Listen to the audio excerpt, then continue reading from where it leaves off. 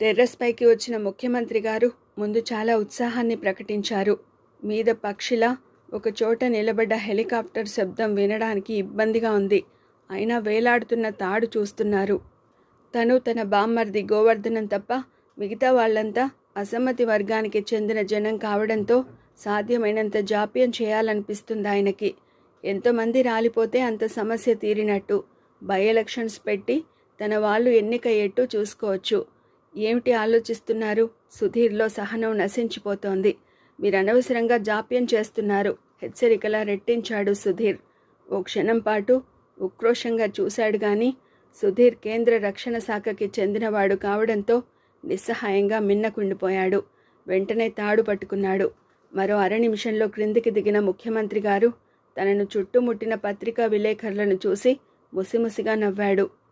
సరిగ్గా ఇదే సమయంలో డీసీపీ ప్రసన్న ఇంటికి ఓ కానిస్టేబుల్ వచ్చాడు. అమ్మగారు, సబిత బయటికొచ్చింది లల్లీతో సహా. అప్పటికే లల్లి తండ్రి కోసం పదే పదే అడుగుతుంటే జవాబు చెప్పలేని స్థితిలో నలిగిపోతోంది సబిత. అయ్యగారు వెంటనే రాలేనని చెప్పమన్నారమ్మా. చిన్నమ్మగారికి బర్త్డే కేక్ చేయించి పంపించారండి. ఓ పెద్ద అట్టపెట్టెలో ఉన్న పార్సిల్ నేలపై ఉంచాడు. లల్లి కోపం క్షణంలో చల్లారిపోయింది. నిజమే, కేక్ చాలా ఎత్తుగా ఉంది. దానిమీద గుండ్రంగా ఉన్న అక్షరాలు హ్యాపీ బర్త్డే టు లల్లి. 10 ఏళ్ళు సైతం నిండని లల్లి ఆ వాక్యాల్ని చూడగానే ఎంత మురిసిపోయిందని సబిత ఇదేమీ గమనించడం లేదు.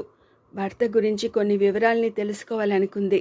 కానీ అప్పటికే జవాన్ మెయిన్ గేట్ దాటి వెళ్ళిపోతున్నాడు. కనీసం ఎన్ని గంటలకి వస్తానన్నారో అడగాలని వేగంగా పూల చెట్లను దాటి గేటుని సమీపించింది. సరిగ్గా అప్పుడు వినిపించిందో కేక. గిరుక్కున వెనక్కు తిరిగిన సబిత చూసేసరికే కేక్లో అంతసేపు దాగి ఉన్న మిన్నాగు లల్లి చెంపపై కాటేసింది. లల్లి! ఆక్రందన చేస్తూ పరిగెత్తింది సబిత. లల్లిని అమాంతం గుండెలకు హత్తుకుంది. ఏ మృత్యు పాశానికైనా అడ్డం పడాలన్నంత ఉద్వేగంతో. సైకో అనలిస్ట్గా, హిప్నోథెరపిస్ట్గా చాలా ప్రముఖుడైన జవహర్ జగన్ నుదురికి మధ్య భాగంలో బొటనవేలి నుంచి మంద్ర స్వరంతో ఆదేశాలిస్తున్నాడు. కంట్రోల్ రూమ్లోని ఓ గదిలో జవహర్తో పాటు ఉన్నది జగన్ మాత్రమే. జగన్ నుంచి వచ్చే జవాబులు వినే ప్రయత్నంగా అక్కడే టేప్ చేసే రికార్డర్తో పాటు పక్క గదిలో వైర్స్ అమర్చిన ఇయర్ ఫోన్స్ పెట్టుకుని కొందరు పోలీస్ ఆఫీసర్స్ ఆసక్తిగా కూర్చుని ఉన్నారు. జవహర్ కంఠంలోని స్పష్టత, నిశ్చలత నిజంగానే జగన్ని కొత్త ప్రపంచంలోకి లాక్కుపోతోంది. పోలీసులు కొట్టిన దెబ్బలతో శారీరకంగా అలసిపోయిన జగన్ స్థితిని గమనించిన జవహర్ ముందు సెడేటివ్ స్వల్పంగా ఇచ్చాడు. సరిగ్గా అక్కడి నుంచే అతన్ని హిప్నాసిస్లోకి పంపే ప్రయత్నం ప్రారంభించాడు. నౌ మిస్టర్ జగన్, నేను సరిగ్గా 15 అంకెలు లెక్క పెడుతున్నాను. ఆ అంకెలు మీరు వింటూ హాయిగా నిద్రపోతారు. ఆ నిద్రలో నుంచి మీరే నిజంగా మారిపోతారు. క్షణమాగాడు. 1, 2, 3, 4, 9. మీరు నిజం మాట్లాడాలని ఎదురు చూస్తున్నారు. 11, 12, 14, 15. మీరు నిజమే మాట్లాడతారు. పక్క గదిలోని పోలీస్ ఆఫీసర్లలో అనూహ్యమైన ఉత్కంఠత. మీ పేరు? జగన్ గొణుకుతున్నట్టుగా వినిపించింది. మీ ఊరు? హైదరాబాద్. పుట్టిన ఊరు? విజయవాడ. ఏం చేస్తుంటారు? రెట్టించాడు జవహర్. నేరాలు. మీ బాస్ పేరు? Black mamba. మీ బాస్ ఇల్లెక్కడా? ఇల్లు కాదు, అది దాటాక కొండలు, అడవి, ఓ పాడుబడిన బంగళా అక్కడ. సరిగ్గా ఆ సమయంలో ఏదో పేలిన చప్పుడు. అమ్మా అనుకోని సంఘటన ఏదో జరిగిందని అర్థమైన పోలీస్ ఆఫీసర్స్ వెంటనే గది దాటి బయటికొచ్చారు. జవహర్ ఓ మూల వణుకుతూ నిలబడి ఉన్నాడు. అతడికి అభిముఖంగా రక్తపు మడుగులో గిలగిల కొట్టుకుంటున్న ఓ వ్యక్తి కనిపించాడు ఆఫీసర్స్కి. ఓ పోలీస్ ఆఫీసర్ రివాల్వర్తో షూట్ చేయాలనుకుంటుండగానే ఆగంతకుడు మోటార్ బైక్ స్టార్ట్ చేశాడు. వాయువేగంతో దూసుకుపోతోంది మోటార్ బైక్. దాన్ని నడుపుతున్నది జగన్ని కడతేర్చాలని తానే స్వయంగా రంగంలోకి దిగిన ప్రదీప్ సక్సేనా. పోలీస్ వ్యాన్స్ హారన్స్తో జంట నగరాల రోడ్లు హోరెత్తిపోతున్నాయి. ఉదయం 10 గంటల వేళ. ఉద్విగ్నంగా ఉస్మానియా హాస్పిటల్ని చేరుకున్న ప్రసన్న సరాసరి లల్లి ఉన్న బెడ్ దగ్గరికి పరిగెత్తాడు. బెడ్పై లల్లి పుట్టినరోజు అయినందుకేమో అప్పుడే పుట్టిన పాపంత ప్రశాంతంగా ఉంది. డాక్టర్, ముందు అశ్రువులు రాలాయో పదాలు దొర్లాయో అతడికి గుర్తులేదు. Lalli, we are trying our best చెప్పాడు డాక్టర్. విషాన్ని మించి ఎక్కువగా షాక్ తిన్నట్లుంది. బ్లడ్ ప్రెషర్ నార్మల్కి రావడం లేదు. Natural doctor. తన తప్పిదాలు వరుసగా గుర్తుకొచ్చినట్టు ఉన్మాదిలా చూశాడు ప్రసన్న. షాక్ తినదు, కనీసం పుట్టినరోజునాడు. డామిట్, కళ్ళల్లో నీళ్లు గిర్రున తిరుగుతుంటే రొప్పుతున్నాడు. పాపని ప్రేమగా చేతుల్లోకి తీసుకునే అవకాశం లేని ఇడియట్ని నేను. Doctor, I don't think she becomes normal. నన్ను చాలా అసహించుకుంటుందనుకుంటా. పుట్టినరోజు శుభాకాంక్షలు చెప్పలేని డాడీవి నీకెందుకు కూతురంటూ నన్ను శాశ్వతంగా శాపగ్రస్తుని చేస్తుందేమో. దట్స్ వై మీరు బ్రతికించాలి డాక్టర్. నీ పసి మనసుని అర్థం చేసుకోలేని ఫూల్నమ్మా అని నేను కనీసం ఒక్కసారి క్షమార్పణలు చెప్పుకునే అవకాశం ఇవ్వడానికైనా మీరు బ్రతికించాలి. అవును, I want my Lalli back. Yeah. నిస్త్రాణగా లల్లీ బెడ్ అంచున చతికిలబడిపోయాడు ఓ డైనమిక్ పోలీస్ ఆఫీసర్ ప్రసన్న. కానీ ఇక్కడ బేలగా మారిపోయాడు. తన బిడ్డ బ్రతుకు కోసం తప్పించిపోతున్నాడు, తల్లడిల్లిపోతున్నాడు. గుండె దాటి రానివ్వని బాధని గొంతులోనే సమాధి చేయాలని విశ్వ ప్రయత్నం చేస్తుంటే భుజంపై చేయి పడింది. అప్పుడు చూశాడు సబితని. తను దోషిని అని అంగీకరిస్తున్నట్టు తల వంచుకోబోతుంటే ఆప్యాయంగా అతడి చెంపల్ని చేతుల్లోకి తీసుకుంది. నీళ్లు నిండిన కళ్ళతో అతడిప్పుడు డాడీ కోసం మారాం చేసే లల్లిలాగే అనిపిస్తున్నాడు.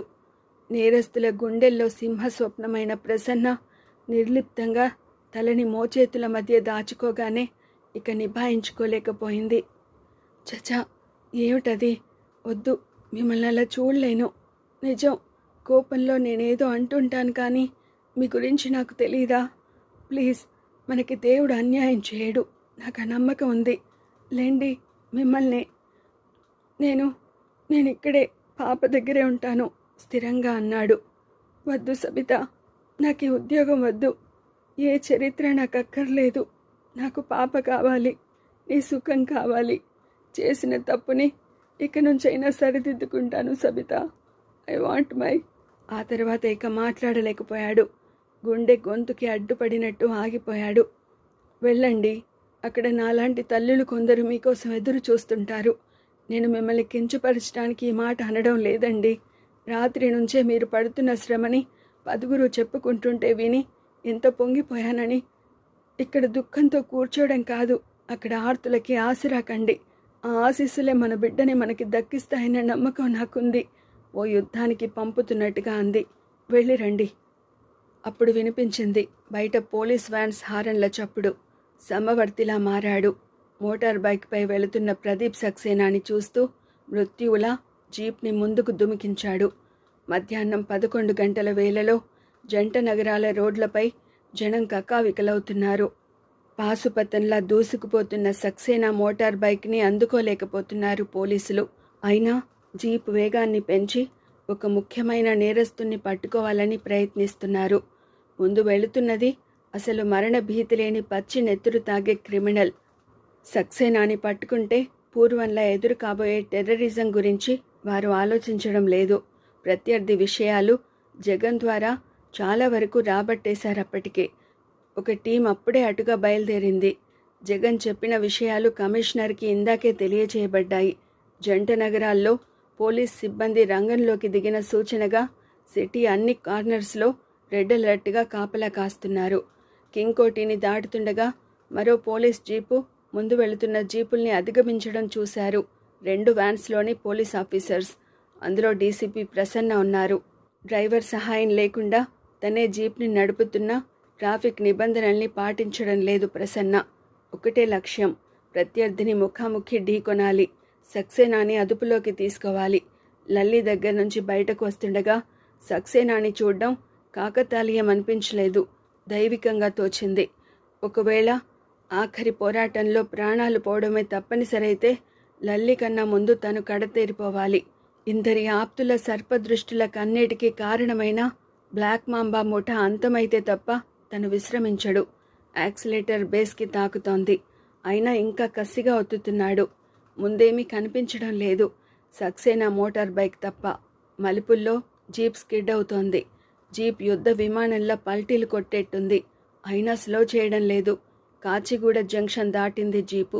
బర్కత్పురా చేరుతుండగా సక్సేనా చేసిన చిన్న పొరపాటు బైక్ని ఎటు మళ్లించాలా అని కొద్దిగా వేగాన్ని తగ్గించడం. అదే అదనుగా భావించిన ప్రసన్న జీప్ని ముందుకు తీసుకెళ్లి అడ్డంగా పెట్టలేదు. వెనుక నుంచే బలంగా గుద్దించాడు. ఒక విస్ఫోటనం లాంటి శబ్దం. సక్సేనా గాలిలోకి ఎగిరాడు. నేలపడ్డ మోటార్ బైక్ క్రాష్ అయిన విమానంలా శబ్దం చేస్తోంది. తల పగిలిన సక్సేనా రక్తపు మడుగులో గిలగిలా కొట్టుకుంటున్నాడు. ట్రాఫిక్ ఆగిపోయింది. జరుగుతున్నదేమిటో అర్థం కాని జనం గుంపులుగా చేరి చూస్తుండగానే ప్రసన్న జీప్లోంచి క్రిందికి దుమికాడు. శక్తిని కూడగట్టుకుంటున్న సక్సేనా అక్కడి నుంచి పరిగెత్తాలని విఫల ప్రయత్నం చేస్తుండగానే బలంగా ఒడిసి పట్టుకున్నాడు Prasanna. Bastard, don't kill me. No, కర్కశంగా చూస్తున్నాడు ప్రసన్న. నిన్ను అంత సులభంగా చావనివ్వను సక్సేనా. ఒకనాడు మేం చేసిన తెలివి తక్కువ పనేమన్నా ఉంటే అది నిన్ను వదిలిపెట్టడం. ఇప్పుడిక అలా జరగదు, జరగనివ్వను. Unless I destroy your whole empire. Come on. Shirt collar పట్టుకుని బరబరా ఈడ్చుకుపోతుండగా అప్పుడు చేరుకున్నాయి వెంటాడుతున్న పోలీస్ జీపులు.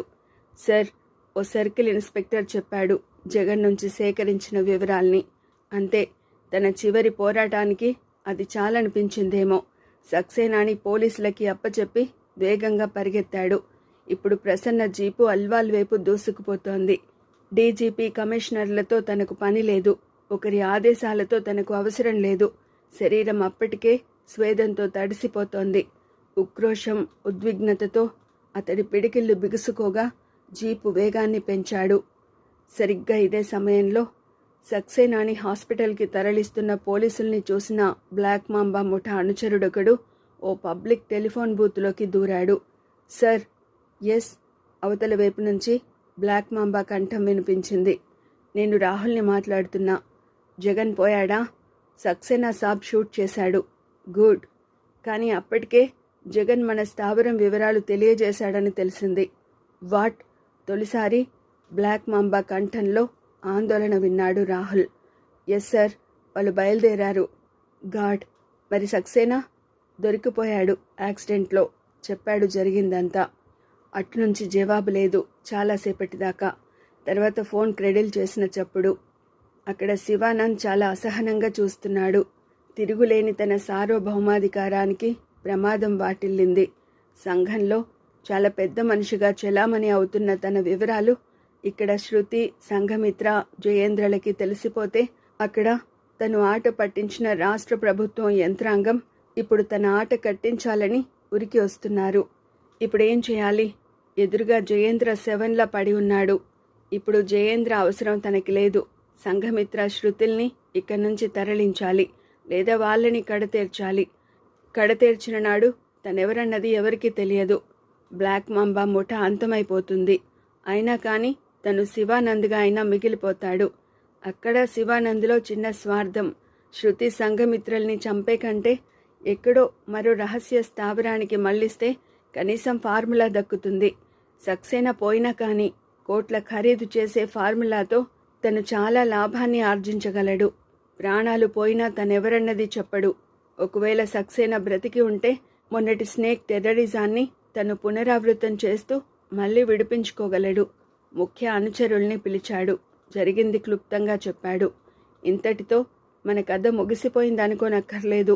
ఇక్కడ కాకపోతే మరో చోట, అంటే కేంద్రం మారుతుంది తప్ప మన చేవ చావలేదు. సో ప్రసన్న తన బలగంతో ఇటు రాకముందే మనం మకాం ఎత్తేయాలి.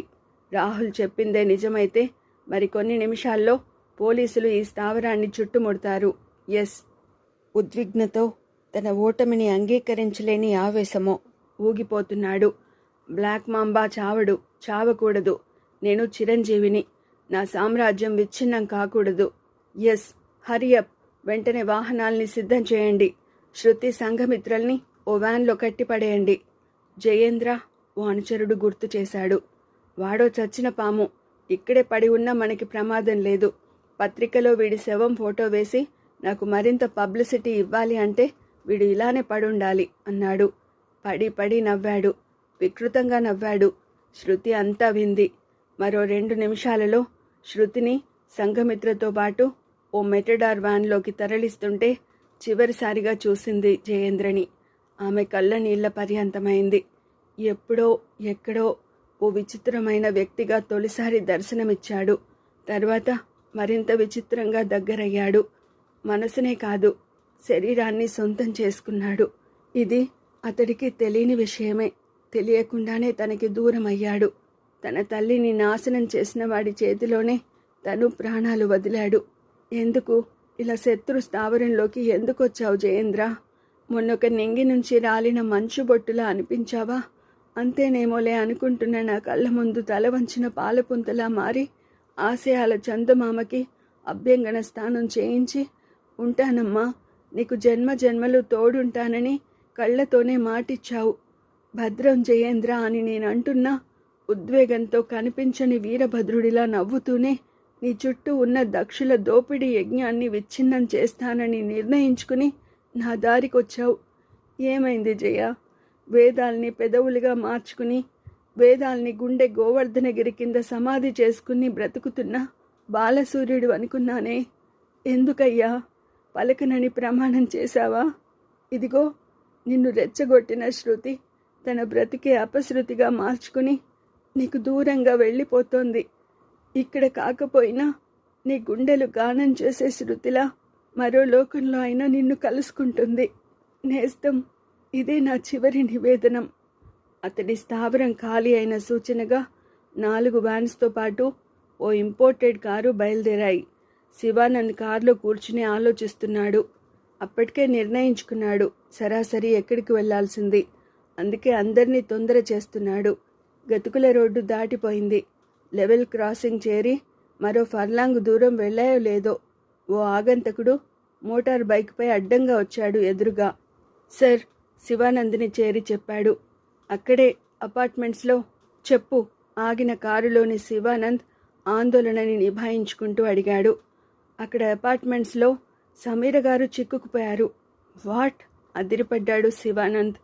ఆ రోజు మేము చంపాలనుకున్న భరత్ బాబుతో పాటు రాత్రి నుంచి ఓ అపార్ట్మెంట్లో ఉన్నారట. ఎందుకు వెళ్ళింది అడగలేదు శివానంద్. నీకెలా తెలిసింది అంటూ అడిగాడు. అది నిజం కాకూడదన్నంత ఆత్రంగా. 4th ఫ్లోర్లో నుంచి భరత్ పాముల్ని తప్పించుకుని బయటపడ్డాడు. ఎంత రమ్మన్నా తను రానంటూ మొండికేసిందని పోలీసులతో చెబుతున్నాడు. నేను అక్కడే ఉండి విన్నానంతా. స్థానువులా ఉండిపోయాడు. ఒక్కో అనుచరుడు ఒక్కో రకమైన పిడుగులాంటి వార్తలు మోసుకొస్తున్నాడు.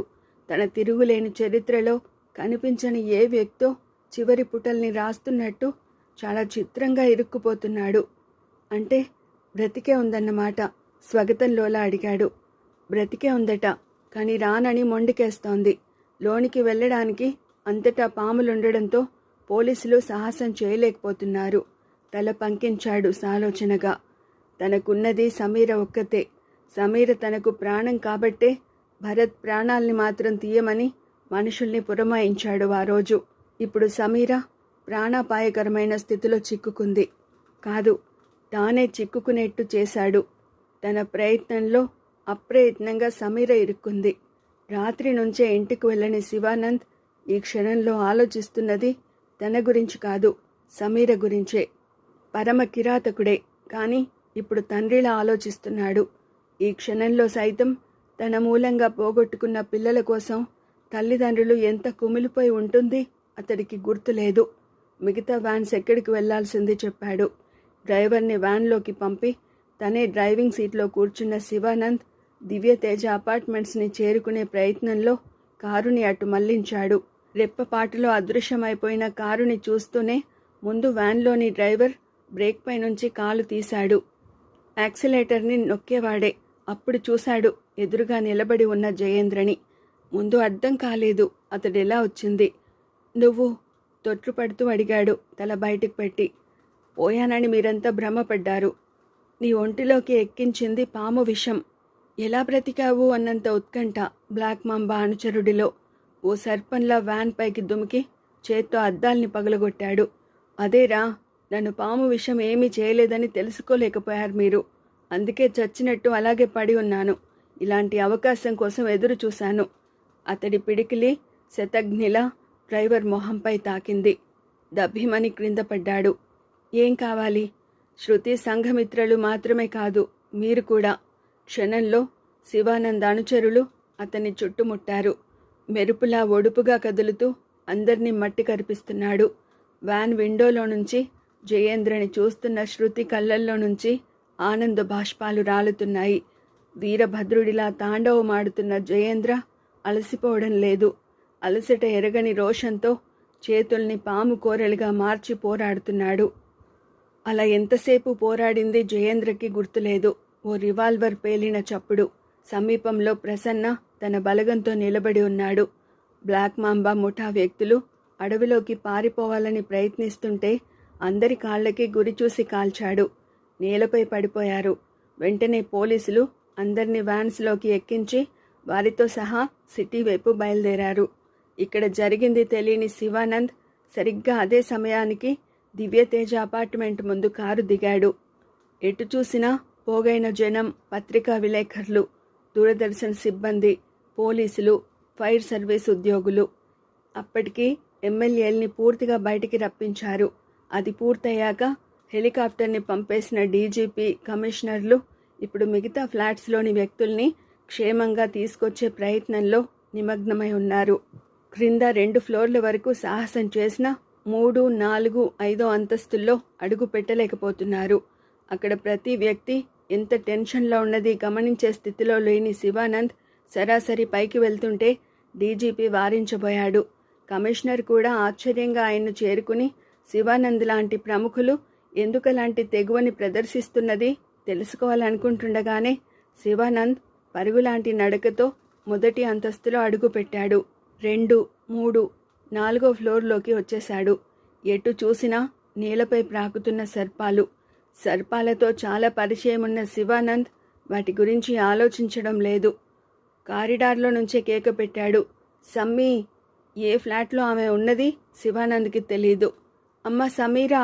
మరో కేక. కొన్ని క్షణాల నిశ్శబ్దం తర్వాత ఓ ద్వారం తెరుచుకుంది. ఎదురుగా సమీరా. Come on baby, వెళ్ళిపోదాంరా. ఉద్వేగంగా ఆమెను సమీపించబోతుంటే స్టాప్ దేర్ డాడీ నిర్లిప్తంగా అంది. నిన్నేమీ అనను సమీరా, పోదాంరా. నిర్లిప్తంగా నవ్వింది. అది తండ్రిపై ద్వేషమో లేక తనపై తనకి ఏవగింపో. ఆమె కళ్ళ నుంచి నీళ్లు రాలుతున్నాయి. ఇక్కడే ఉండడం క్షేమం కాదు బేబీ, రా వెళ్ళిపోదాం. ఆ క్షణంలో భరత్తో ఆమె అక్కడికి ఎందుకొచ్చింది అడగాలని లేదు.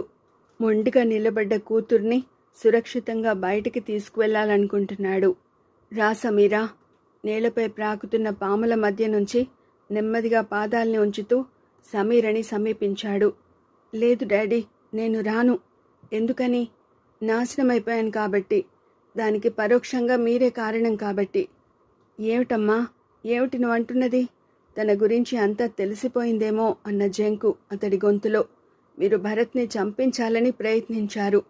అవును, తల పంకించాడు. భరత్ నీకు సరైన ఉజ్జి కాదు. కానీ నేను భరత్ని ప్రేమించాను. ఆ విషయం తెలిసిందిగా. సరే, మీ పెళ్లికి అంగీకరిస్తాను, రా. సారీ డాడీ, మీ మాటను నమ్మలేను. వాదులాటకిది సమయం కాదు బేబీ, పోదాం రా. ఓ కట్లపాము అతడి పాదం పైనుంచి నెమ్మదిగా ప్రాకుతోంది. లేదు డాడీ, మీరు చేసిన ఓ పొరపాటుతో నా కలలు భగ్నమయ్యాయి. అపురూపంగా ప్రారంభించాల్సిన ఒక కొత్త జీవితం అసహ్యంగా ముగిసిపోయింది. జరిగింది తలుచుకుంటే ఆమెకు తన మీద తనకే జుగుప్సగా ఉంది. భరత్ రాక్షసుడిలా ప్రవర్తించాడు. తను త్రికరణ శుద్ధిగా ప్రేమించిన భరత్ బలంతో గెలుపుకి ప్రయత్నంలో అతి సున్నితమైన మనసు పొరని పైశాచికంగా పెరికేశాడు. దానికి తొలి కారణం తండ్రి. ఆమెకు పిచ్చి పడుతున్నట్టుగా ఉంది. అంతకు మించి చచ్చిపోవాలనిపిస్తోంది. రా బేబీ, నా మాట విను. ఇక భరత్నేమి చేయను. ఇప్పుడు భరత్ అన్న అసహ్యంగా ఉంది డాడీ. ఆహా, నన్ను చూస్తుంటే నాకే అదోలా ఉంది. మీరు వెళ్ళండి. సమీరా. శివానందిక నిభాయించుకోలేకపోయాడు. మర్యాదగా రా. చేతినందుకుని బయటికి లాగాడు. బల ప్రదర్శన వద్దు డాడీ. వెక్కి పడుతూనే పక్కకి చూశాడు. అగ్గిపెట్టె కనిపించింది మంచం వారన. ఉన్మాదంతో అందుకున్నాడు. బయట నుంచి గాలికి కిటికీ కర్టెన్లు కదులుతున్నాయి. మాంబ కదిలింది. ముందు మంచం వారదాకా వచ్చింది. వెంటనే బీరువా అంచుకు వెళ్ళి అక్కడ చుట్టుకుని తనని చూస్తోంది. మొన్న 10 మంది తన ఫ్రెండ్స్ని చంపేసింది. ఇప్పుడు తాతయ్యని చంపేసింది. దాన్ని చంపేస్తే ఉక్రోషం. మాంబాని చంపేయాలన్నంత కోపం. తాతయ్యతో తను కాలిపోవాలన్న ఉద్వేగం. మంచంపై నిలబడ్డాడు. అగ్గిపెట్టె గీసి కట్టెనంటించాడు. క్షణంలో మంట పైకెగసింది. ఆ మంట మరో కట్టెన్ కంటుకుంది. ఆ తర్వాత కిటికీ రెక్కలకి. అలా మంట గాలితో పాటు క్రమంగా ఉధృతమైపోతోంది. ఏడ్చేస్తున్నాడు. గదిలో నిండిన పొగకి దగ్గుతున్నాడు. మాంబ ఇబ్బందిగా కదిలింది సెగలు ఉధృతమవుతుంటే. ఆ పొగేమిటి? 4వ ఫ్లోర్లోని కిటికీని చూస్తూ అన్నాడు డీజీపీ. పొగ మాత్రమే కాదు సార్, మంటలు కూడా స్పష్టంగా కనిపిస్తున్నాయి, ఫైర్ ఆఫీసర్ అన్నాడు. వెంటనే తన సిబ్బందికి ఏవో ఆదేశాలు జారీ చేశాడు. ఉండుండి ఇదేమిటి? డీజీపీ అసహనంగా గొణిగాడు. ఇప్పుడున్న సమస్యలకి మంటలు కూడా తోడైతే ఇటు సర్పాలు అటు మంటలతో ప్రాణ నష్టం జరిగే అవకాశం ఉంది. జయేంద్ర నిభాయించుకోలేకపోయాడు. అప్పటికి 10 నిమిషాల పాటు 3వ ఫ్లోర్లోని సర్పాలని చేత్తో పట్టుకుని జూ పార్క్ అధికారులు తెచ్చిన కేజెస్లో నింపాడు. అలసిపోయాడు. నేల ఈనిన్నట్టు పాములు ప్రత్యక్షమవుతుంటే ఒక్క నాని కోసం ప్రత్యేకించి వెళ్ళాలనుకుంటూనే మధ్య మరికొన్ని కుటుంబాలని కాపాడుతూ జాప్యం చేశాడిప్పటిదాకా. వెళ్ళాలి. జయేంద్ర కదిలాడు. ఎక్కడికి? జయేంద్రని వారించబోయింది శృతి. తదేకంగా పొగవైపు చూస్తూ అన్నాడు. మంటలొస్తున్నది విశ్వేశ్వర శాస్త్రి గారి గది నుంచి అని అనుమానంగా ఉంది శృతి. వెళ్తాను. వద్దు. 4వ అంతస్తులోకి అడుగు పెట్టవద్దని ఆమె చెప్పడం అప్పటికి ఏ 100సారో. మాంబ ఉన్నది ఆ ఫ్లోర్లోనే అని డీజీపీ చెప్పగా విన్న శృతి అతడు వెళ్ళడాన్ని హర్షించలేకపోతోంది. నా మాట విను. మాంబ అతి ప్రమాదకరమైంది. దాన్ని ఎదుర్కోలేవు. ఇప్పుడు నేను ఆలోచిస్తున్నది మాంబ గురించి కాదు, నాని గురించి, శాస్త్రి గారి గురించి. కానీ అక్కడ పరిస్థితి ఎలా ఉన్నా వెళ్ళక తప్పదు స్థిరంగా అన్నాడు. అవును శృతి, నేను వచ్చేదాకా తాతయ్యకి కాపలా ఉంటావు కదూ అంటూ మరీ చెప్పాను. అసలు నాని బ్రతికున్నాడో లేదో తెలియని స్థితిలో నేనిక్కడ ప్రశాంతంగా ఉండలేను. జయేంద్ర మొండితనానికి ఆమె కళ్ళు చెమర్చాయి. నాని అంటే నాకు ప్రాణమే జయేంద్ర, అంతకు మించి నువ్వన్నా. నిర్లిప్తంగా చూశాడు. ఆమె కళ్ళ నుంచి రాలుతున్న నీళ్లను చూస్తే గుండె ఆర్చుకుపోతోంది. నీ మనసును అర్థం చేసుకోగలను శృతి, కానీ 10 మంది కోసం బ్రతకమని ఒకనాడు అర్థించి నా బాట మళ్లించిన దానివి. అన్నాను సరే, ఉక్రోషంగా జవాబు చెప్పింది. ఇప్పటికి 10 మందిని కాదు, 100 మంది దాకా అయినా కిందికి తీసుకొచ్చావు. మనుషుల్నే కాదు, సర్పాల్ని సైతం భద్రంగా తీసుకొచ్చావు. అది చాలు. ఆమె కళ్ళు తుడిచాడు. అతడి గొంతు హఠాత్తుగా గాద్గదికమైపోయింది. శృతి, నాని నాలాగే అమ్మ నాన్నల ప్రేమకి దూరమైనవాడు.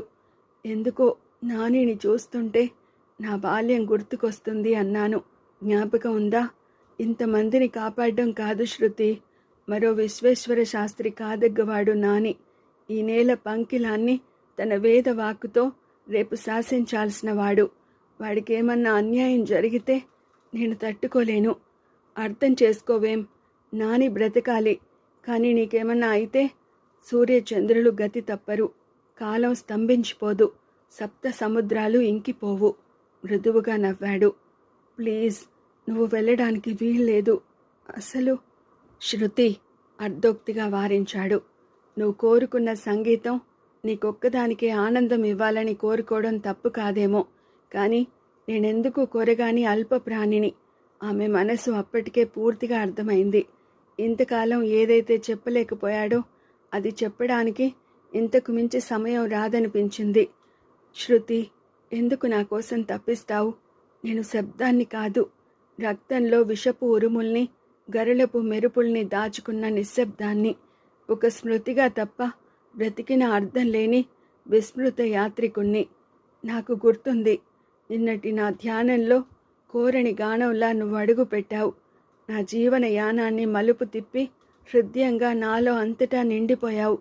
కానీ నేను కొరగాని వాణ్ణి. ఒక మౌన మనోధ్వనిగా నీ అరనవ్వుల తరంగాలపై తేలిపోతూ మృతివైపు పయనించగలనే తప్ప నీ బ్రతుకు చైతన్యాన్ని శృతి చేయలేని నిస్సహాయుణ్ణి. అవును శృతి, నువ్వు నాకు కావాలని ఉన్నా ముందే మృత్యువు ఏర్పరిచిన గతుకుల్లో సతమతమవుతున్నాను. దాంపత్యానికి సైతం అనర్హుణ్ణి. ఆమె ఏదో చెప్పబోయింది, కానీ అప్పటికే మెరుపులా దూసుకుపోయాడు. 2 నిమిషాల వ్యవధిలో నాని ఫ్లాట్ ద్వారం ముందు నిలిచాడు. అక్కడే ద్వారానికి అభిముఖంగానే బ్రతుకు ద్వారాన్ని స్వహస్తాలతో మూసుకున్న శివానంద్ చచ్చిపడి ఉన్నాడు. శవం ఒంటిపై సర్పాలు జర్రుల్లా పాకుతుంటే ఒక్క ఉదుటున ద్వారాన్ని ఢీకొంటూ గడియ విరిచి లోనికి ప్రవేశించాడు. నాని ఆగకుండా దగ్గుతున్నాడు. పొగ పేరుకుపోయింది గదిలో. నాని అమాంతం పైకెత్తుకుని చూశాడు. అప్పటికే పరుపు అంటుకుంది. నిశ్చలంగా విశ్వేశ్వర శాస్త్రి గారు అంపశయ్యపై భీష్ముడిలా కనిపించారు. తాతయ్య చచ్చిపోయాడు అంకుల్, నువ్వు వచ్చేదాకా తోడుండమన్నావని మనసు మెలిపెట్టింది. కళ్ళల్లో గిర్రున నీళ్లు తిరిగాయి. తండ్రికిచ్చిన మాట కోసం కాలుతున్న ఓడపై కదలని కాప బియాంకాగా అనిపిస్తుంటే గుండెలకు హత్తుకుని ద్వారం దాటాడో లేదో. మా అంబ చంపిందన్నమాట. టక్కున ఆగాడు. అంటే మా అంబ ఆ గదిలోనే ఉందంకుల్, అప్పుడు మా క్లాసులోకి వచ్చిందిగా. వేగంగా క్రింది అంతస్తుకి దిగిన జయేంద్ర నానిని నేలపై ఉంచాడు. వెళ్ళిపో నాని, ఇక్కడి నుంచి పాములుండవు. మరి నువ్వు? తాతయ్యని చంపిందే మాంబ, దానికోసం. వద్దంకుల్, అది చాలా కోపంలో ఉంటుందన్నమాట. పర్వాలేదమ్మా, నువ్వెళ్ళు. బహుశా నానిని అదే తాను చివరిసారి చూడ్డమేమో అన్నంత ఉద్విగ్నంగా ముద్దు పెట్టుకున్నాడు. ఆలస్యం చేయకుండా 4th ఫ్లోర్ చేరుకున్నాడు. మాంబ బతకూడదు. ఒంటి నిండా విషంతో తను బ్రతికి ఏం బావుకోవాలో తెలియనివాడు. కనీసం మాంబాతో పోరాడాలి. మరికొన్ని మరణాలనైనా ఆపగలగాలి. ఆ ప్రయత్నంలో తను మరణిస్తేనేం? సరిగ్గా వేడినే తట్టుకోలేనట్టు అప్పుడే గది దాటి బయటకు ప్రాకుతోంది మాంబ. ఒకనాడు తప్పించుకుంది తన నుంచి. ఇప్పుడు తనకి అభిముఖంగా వస్తోంది. అడ్డంగా నిలబడ్డ జయేంద్రని చూస్తూనే బుస్సుమంటూ నోరు తెరిచింది. కారిడార్లో ఉన్న సర్పాల మధ్య మహాసామ్రాజ్ఞిలా మెరిసిపోతోంది. క్రమంగా అది నిటారుగా నిలబడుతోంది. జయేంద్ర శక్తి కూడగట్టుకుంటున్నాడు. బహుశా తన బ్రతుకులో తెలిసి ఏ సర్పంతోనైనా చేసే చివరి పోరాటం అది. మంత్రోచ్చారణతో అతడి పెదవులు కదులుతున్నాయి. మాంబా నోరు ఇప్పుడు నేలకి 6 అడుగుల ఎత్తులో ఉంది. జయేంద్ర శరీరం జలధరిస్తోంది. పోరాటానికి సిద్ధమవుతున్నట్టు తనే 2 అడుగులు ముందుకేశాడు. అతడి గుండెల చప్పుడు ఇప్పుడు అతనికే వినిపిస్తోంది స్పష్టంగా. ఇలాంటి ప్రత్యర్థిని చూడ్డం తొలిసారి అన్నట్టు కొద్దిగా వెనక్కి వంగింది. అలా ఒరిగిందెందుకో అర్థమైన జయేంద్ర ఒడుపుగా చేతిని పైకెత్తాడు. కాని అతడి ఊహని మించిన వేగంతో అతడి గుండెలపై కాటేసింది. సన్నని మూలుగు అతడి గొంతులోనే సమాధి అయిపోయింది. మరోసారి స్ప్రింగ్లా గిర్రున తిరుగుతూ మాంబా నోరు అతడి చెంపని చేరుకోబోయింది. తటాలన పడగని అందుకున్నాడు. అనుకోని ఈ అవాంతరానికి తొట్రుపడిన మాంబ కసిగా అతన్ని చుట్టేసింది. ఒక తాడులా బలాన్ని పుంజుకుంటోంది. ఊపిరి అందడం లేదు జయేంద్రకి. అయినా పట్టు విడవకుండా చేతితో నోటిని మరింత బిగించాడు. ఇద్దరి బుసలు అక్కడి వాతావరణంలో వేడి సెగల్ని నింపుతున్నాయి. నేలపై ఉన్న సర్పాలు భీతిగా పక్కకు జరిగిపోతున్నాయి. దబ్బున నేల కొరిగిపోయాడు కళ్ళు తిరుగుతుంటే. మాంబ శరీరం సడలింది. జయేంద్ర పట్టు మరింత బిగుసుకుంది. సరిగ్గా 5 నిమిషాలు గడిచింది. జయేంద్ర కసిగా నోరు తెరిచాడు. రక్తం సలసలా కాగిపోతుంటే పళ్లతో మాంబ తలని కొరికాడు. అరక్షణంలో తల వేరైంది. వాంతి చేసుకున్నాడు జయేంద్ర. చేజారిన మాంబ మొండెం నేలపై దుముకుతుంటే శక్తి కూడగట్టుకుంటూ పైకి లేచాడు. తాడులాంటి మాంబ శరీరాన్ని అందుకుని నెమ్మదిగా, చాలా నెమ్మదిగా క్రిందకి దిగి వచ్చాడు. మరుక్షణం నేల కొరిగిపోయాడు. దూరం నుంచే చూసిన శృతి స్థానువైంది. విలేకరుల కెమెరాలు క్లిక్కుమన్నాయి. సాయంకాలం 5 గంటలైంది. ఓ యుగానికి సరిపడ్డ తుఫాను వెలిసినట్టు అంతటా ప్రశాంతత. హాస్పిటల్ ఇంటెన్సివ్ కేర్ యూనిట్లోని జయేంద్ర నెమ్మదిగా కళ్ళు తెరిచాడు. ముందు కనిపించింది శృతి. ఆ గదిలో కొన్ని నిమిషాల క్రితం దాకా డాక్టర్లు ఉన్నారు. యాంటీవీనం సీరంతో చికిత్స చేసి బయటికి వెళ్లారంతా. నేను కలగనడం లేదు. బ్రతికారు. మాంబాని చంపి మీరు బ్రతికారు. అబ్బురంగా చూశాడు. అవును జయేంద్ర, మాంబ కాటుతో ఎవరిపైన పనిచేయని యాంటీవీనం సీరం మీ మీద మాత్రం పనిచేసింది. ఎందుకో తెలుసా? మీరు బాల్యం నుంచి గరళం తీసుకున్నారు కాబట్టి రక్తంలో పటిష్టంగా యాంటీబాడీస్ వృద్ధి చెందాయి. అతడికి తెలియని వైద్యశాస్త్రం గురించి చెబుతోంది. అంటే పాము కాటికి విరుగుడిగా యాంటీవీనం సీరం తయారు చేసేది పాము విషంతోనే జయేంద్ర. రక్తంలోకి ప్రవేశించిన సీరం యాంటీబాడీస్గా మారి మనిషిని రక్షిస్తుంది. అంటే మీ రక్తంలో ఉన్నది మీరు అనుకుంటున్నట్టు విషం కాదు, యాంటీబాడీస్ మాత్రమే. నీకు తెలీదు శృతి, నా రక్తమంతా విషం. కబుర్లు చాలించండి. మీరు చెప్పేది పురాణకాలం నాటి విషయం, నేను చెప్పేది వైద్యశాస్త్రం. మీ పళ్ళు పాము కూరలు కావు. వాటి వెనుక పాముల విషగ్రంథులు లేవు. అందుకే మీరు కరిచినా ఎవరికి ఏమీ కాదు. ఏదో గుర్తుకొస్తున్నట్టు తల వంచుకుని నవ్వుతోంది. పొరపాటు పడుతున్నావు శృతి. నేనసలు దాంపత్య జీవితానికి పని చేయను అంటూ ఇందాక చెప్పిన డైలాగులు నాకు గుర్తున్నాయి. కానీ నేను చెప్పేది వినేదాకా అయినా మీరు ఆగితేగా ఫోజ్గా వెళ్ళారు. శృతి సర్ది చెప్పబోయాడు. మీరింకా మొండికేస్తే నేను చీర విప్పాల్సి ఉంటుంది. ఉలిక్కిపడ్డాడు. ఎందుకు? ఆ రాత్రి నాగార్జున సాగర్ గెస్ట్ హౌస్లో మీరు నా ఒంటిపై ఎక్కడెక్కడ ఘాట్లు పెట్టారో చూపించడానికి. అవాక్కై వింటున్నాడు. శృతి సీరియస్గా అంది. అవును జయేంద్ర, ఆ రాత్రి మిమ్మల్ని మీరు మర్చిపోయిన స్థితిలో నన్ను. సిగ్గుతో ఆమె కపోలాలు ఎరుపయ్యాయి. ఒకవేళ మీరు అనుకునే విషయం మీ ఒంట్లో ఉంటే ఈ పాటికి నేను పోయేదాన్నిగా. బిడియంగా జయేంద్ర తల వాలిపోయింది. ట్రీట్మెంట్ అవసరం అంటూ ఉంటే మీ కడుపులో హఠాత్తుగా వచ్చే ఆ నొప్పికి సెంట్రల్ నర్వస్ సిస్టంపై ప్రభావం చూపించే మీలో ఉన్న ఆ యాంటీబాడీస్ మాత్రమే. అవును జయేంద్ర, మీరు అందరి మగాళ్ళలా హాయిగా అటు ఇటు చూస్తూ అంది. నాతో కాపురం వెలగబెట్టొచ్చు. నమ్మలేకపోతున్నాడింకా. పురాణాల్లోని విషకన్యల కథలు మీకు బాగా బుర్రకెక్కినట్టున్నాయి. మోడ్రన్ సైన్స్లో సరిగ్గా మీలాంటి వ్యక్తి కథ ఒకటుంది. పాముల విషం తీసే స్నేక్ పార్క్ ఉన్న బిల్ హోస్ట్ ప్రస్తుతం ఫ్లోరిడాలో ఉన్నాడు. సుమారు 4.5 మీటర్ల కింగ్ కోబ్రానైనా చేత్తో పట్టుకుంటాడు. కొన్ని వందల సార్లు కింగ్ కోబ్రా కాటేసినా బ్రతికే ఉన్నాడు. ఎలాగో తెలుసా? మీలా చిన్నతనంలో కాదు కానీ వయసొచ్చాక పాము విషానికి రక్తాన్ని ఇమ్యూనైజ్ చేయాలని కలరా ఇంజెక్షన్లలా పాము విషాన్ని శరీరానికి ఎక్కించుకునేవాడు. జోక్ కాదు, ఇప్పుడు ఉన్నాడు. మరో జన్మెత్తినట్టుంది. శృతితో తను జీవితాన్ని పంచుకోబోతున్నానన్న ఊహ అతన్ని వివసుణ్ణి చేస్తోంది. అనుమానం అక్కర్లేదు మాస్టారు. కావాలంటే ఈ రాత్రికి మరోసారి చెక్ చేసుకుందిరు గాని. జయేంద్ర ఆడపిల్లలా సిగ్గుపడుతుంటే బయటికి నడిపించింది. పోలీసులు, జనం, పత్రికా విలేకరులు విభ్రమంగా చూస్తుంటే అర్థం కాలేదు. మీరు హీరో ఆఫ్ ద సిటీ అయిపోయారు. బ్లాక్ మాంబాని 2 క్రూర సర్పాలని డీల్ చేశారుగా. అది వాళ్ళని ఆశ్చర్యపరిచింది. అంకుల్ అంటూ నాని పరుగున వచ్చి జయేంద్రని చుట్టుకుపోయాడు. ఈ ప్రపంచంలో తనకి నీడనివ్వడానికి మరో మనిషి ఉన్నాడన్న భావమేమో. నానికి జయేంద్రని చూస్తుంటే చాలా గర్వంగా ఉంది.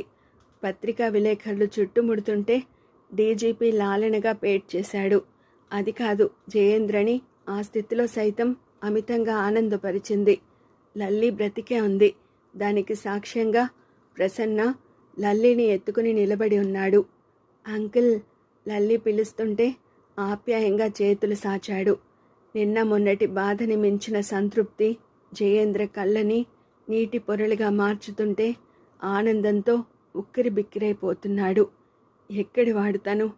ఎలా యాత్ర ప్రారంభించాడు? ఎందరికీ ఆత్మీయుడైపోయాడు? తను మహాత్ముడే అయితే ఆ గొప్పతనం తనది కాదు, తన వెనుక అదృశ్యంగా ఉన్న శృతిదే. పశ్చిమ దిక్కున సూర్యుడు చీకటిని పారబోస్తుంటే కుబుసం విడిచిన చైతన్యంతో ఉత్సాహంగా నడుస్తున్నాడు జయేంద్ర. మరో యాత్రకి మొదటి సోపానంలా, శృతి చెక్కిన శిల్పంలా అడుగు ముందుకేస్తున్నాడు. ఒకడిగా కాక లక్షల మందిలో ఒకడైన వ్యక్తిగా. శృతితో పాటు నానిని సైతం దగ్గరకు తీసుకుని. ఇదండి ప్రముఖ రచయిత కొమ్మడాపల్లి గణపతిరావు గారి రచన బ్లాక్ మాంబా అనే నవల. మరో మంచి కథతో మళ్ళీ కలుసుకుందామండి. Thank you.